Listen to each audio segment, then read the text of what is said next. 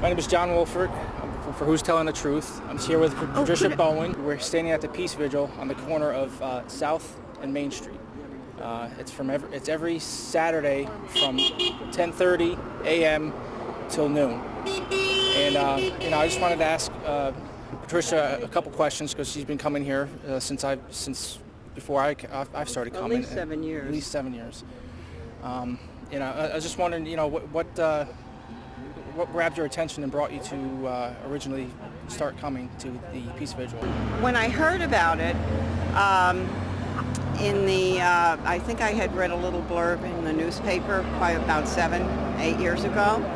I knew that it was something that was very important and that I believed in, and I decided to come down here and lend my physical support to all of the people that have been so wonderful coming all these years. And actually, the gentleman who started it is dead now, but he started it way before 7 years ago, and he was the only one. And he used to do it in front of the Danbury Library for years and years. His name was Walter Horenzik.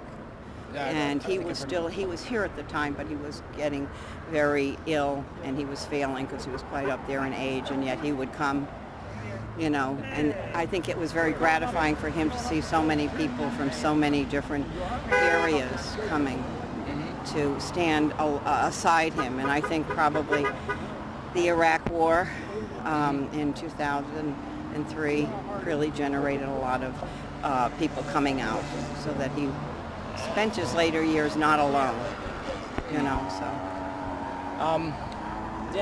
I mean, since I've come in, I haven't really seen any coverage, but you said there was an article in the paper. Well, years little ago. blurbs like the Peace Vigil probably put in as a public service announcement by some of the people who were here to try to generate support for the peace movement as our country seemed to be getting into a war that many people questioned was not particularly a valid war that we should have gotten into, which of course now is how many years later, and everything that actually ended up proving true, Yeah.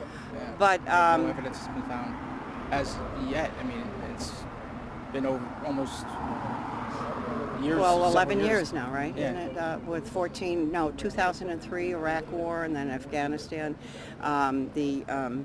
So it's, 11, 12 years, finally some of them. I mean, Iraq is over with. It's not over with in terms of what needs to be done to bring some peace to the people there.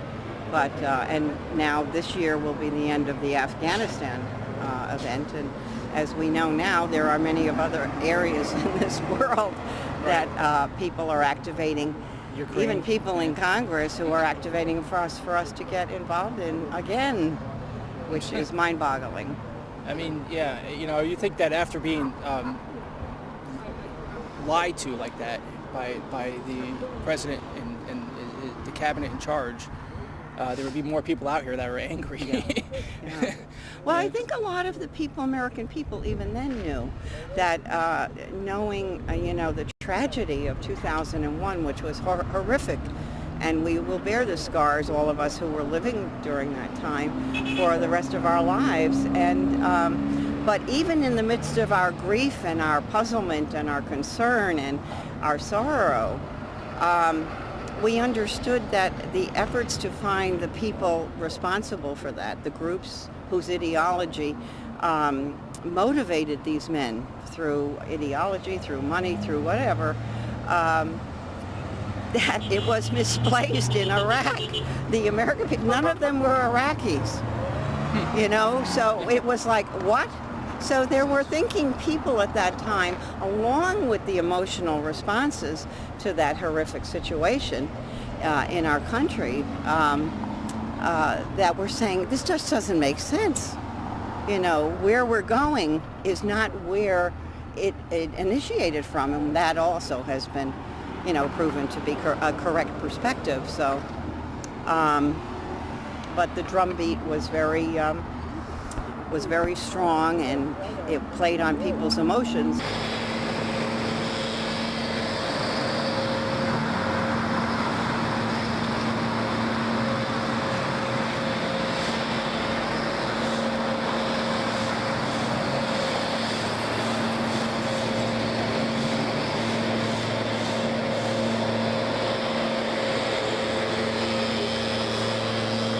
there has to be a commitment to governments around the world that we are not going to use war, but it's very complicated. It is not an easy situation, because I'm going to go back to World War II, and I had gone to not too many years ago to those places in Europe where I had been so informed by the actual murder and killing of all of the different people. And I went to Auschwitz, and I mean, I've always been drawn to that because still trying to understand that.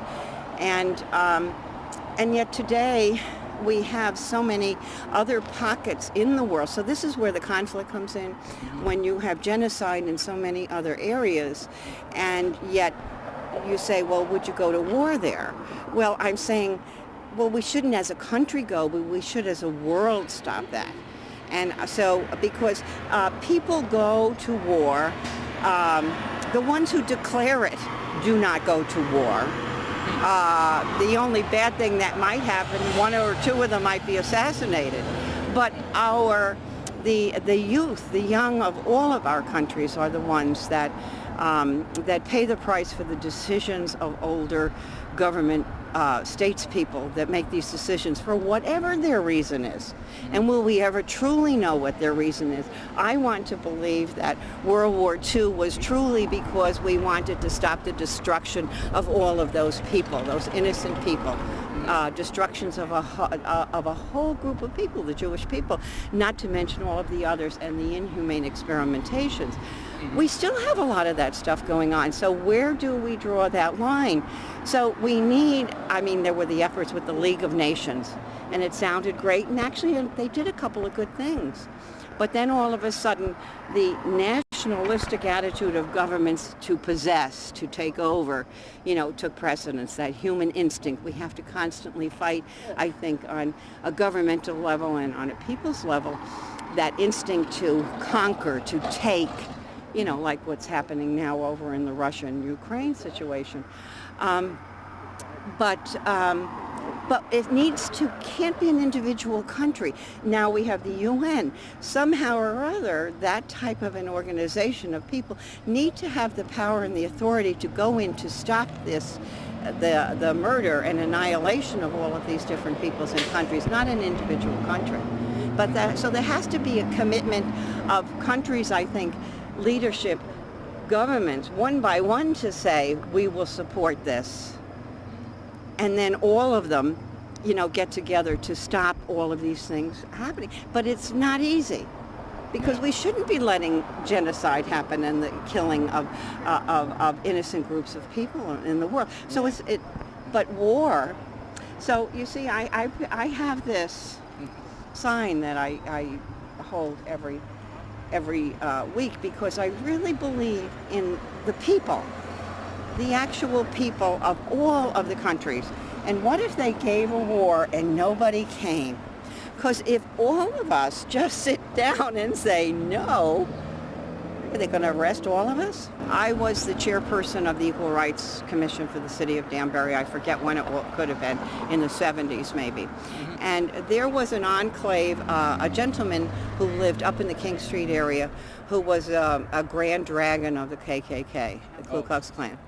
And so he would have his meetings up there, and they would burn the cross and all that stuff. It was his private property. He could do whatever he wanted and so on and so forth. But then there was, of course, this was after the civil rights era, during all of that upsetment. So we found out at the last minute that the KKK was coming. They were going to have a parade down the center of Main Street in Danbury. And there was not enough time I thought we might have found out about it maybe on a Thursday, and it was going to be a week from that Saturday or Sunday. And they got the permit. We didn't have time to get out and do a lot of grassroots to kind of calm things down here, all right?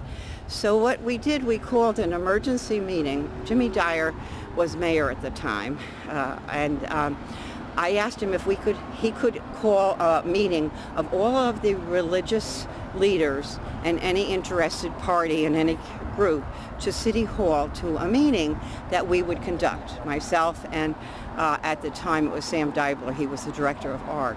And he did. And they came from Ridgefield, Bethel, New Fairfield, Danbury. And we had all these religious leaders. And as a result of Jimmy Dyer greeted them, and then he left, and then we took over. And at the end of that meeting, we said, the only way we can get the word out is for all of you in your congregations. You know, the Jewish community on their Friday to Saturday, and the Christian religions throughout, they're different, and anybody. Get it out to your congregants and spread the word that way. So we only had the weekend, Friday, Saturday, and Sunday, to get it out there that nobody should come downtown. Just don't come. Don't show up. And then there won't be any problem. It worked. Wow. When they came down with their pickup trucks and their garments and they went, nobody was on Main Street. And it fizzled. Because basically, I think they were walking through a ghost town, yeah. Yes, and they would have liked to have had a confrontation. So when nobody shows up at things that could possibly be adversarial, dangerous, certainly un-American, but they had every right as Americans to get a permit and do it. But nobody has to show up and cause a problem. And that's why what if they gave a war and nobody came? I saw it happen in Danbury, and they've never surfaced again. Patricia Bowen. Got I it. said it right. At the Peace Vigil every Saturday on the corner of Memorial, in front of the War Memorial, on the corner of South and Main Street, 10:30 a.m. till noon. So I hope I hope to see more people coming down, and I hope the word gets out. So, Okay, great.